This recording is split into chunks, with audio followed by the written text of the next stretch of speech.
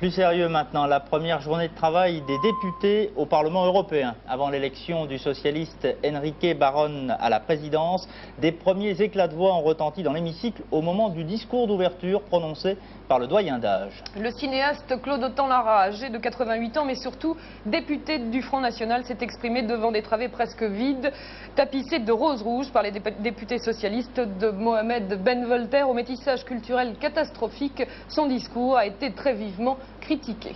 Morad Aïtabouche.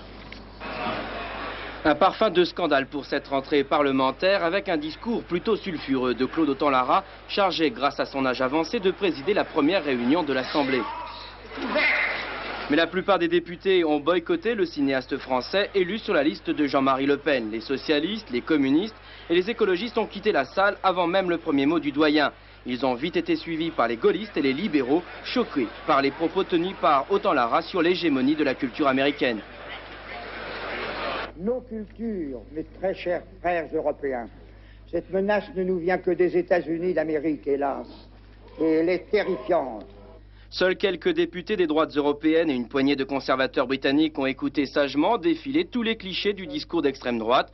Outre les couplets sur le métissage culturel qu'ils dénoncent, il y a eu un passage sur la cohabitation entre occidentaux et musulmans. Cohabitation qu'ils jugent sanglante. Heureusement, après ce discours, les députés présents sont passés à des choses sérieuses, l'élection du nouveau président. Alors Jean-Pierre Cotte, président du groupe socialiste à la